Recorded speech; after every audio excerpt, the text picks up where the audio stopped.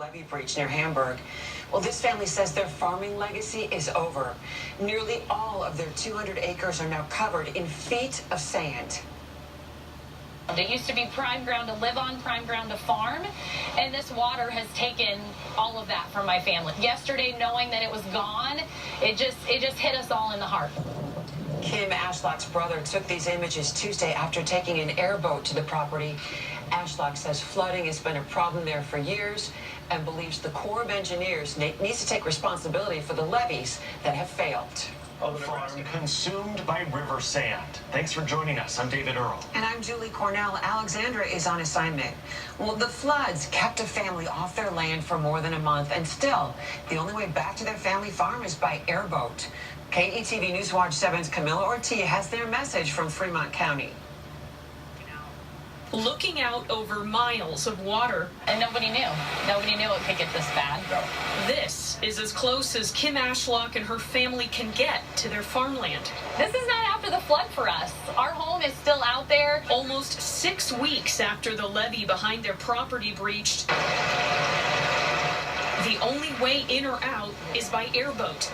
Rich farmland that's been in the family for 6 decades, now covered in feet of sand. Now it's ruined, it's gone. Our legacy is done. These images were taken Tuesday by Ashlock's brother, who farmed the 200+ acres that aren't farmable anymore. The Corps needs to make this right somehow for all of the families that have not only lost their homes, but have lost their livelihoods. Ashlock and her mother, Linda White, say the Corps of Engineers should take responsibility for the neglected levees that have flooded Fremont County time after time.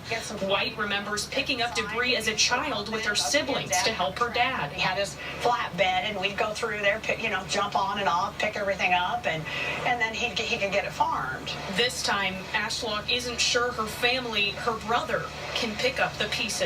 They can't continue like this. Who's going to pay them? How is he going to earn an income this year when his land is covered in sand? With water still rushing over the road, the family expects it could take months before they can access their property again.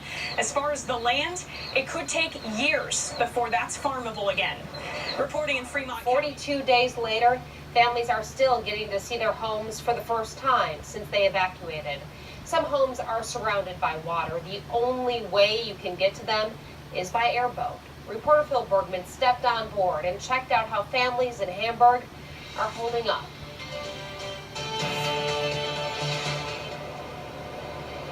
This isn't a lake I'm on. This is farmland. It's a 10-minute boat ride to our destination.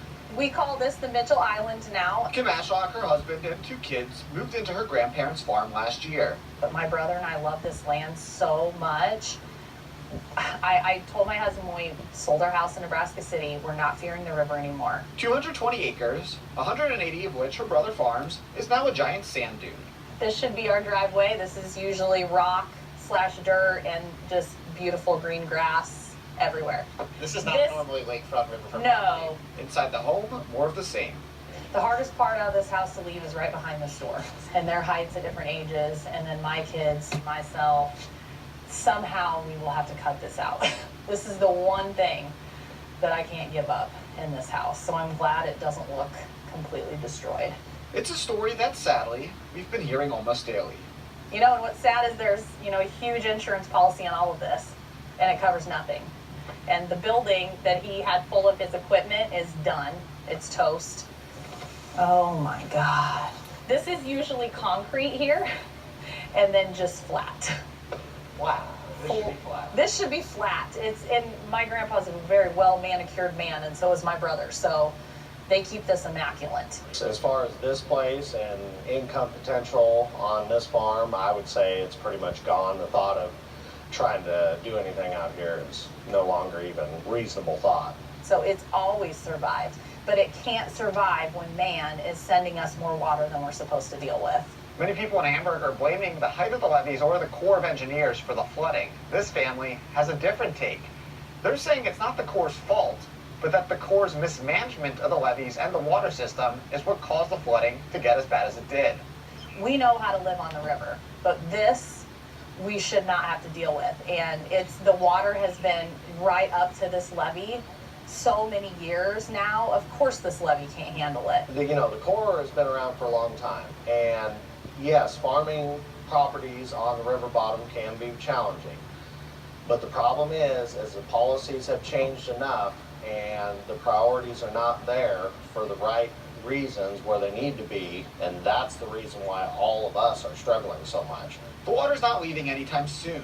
The only ones leaving are the ash locks. I mean, this is the end for us unless the Corps is going to pay to have all this removed. I love this place. I played on this farm, grew up on this farm. All of us did. And I'm thankful my kids at least will remember it. Reporting in Hamburg, Iowa, Phil Bergman, 3 News Now.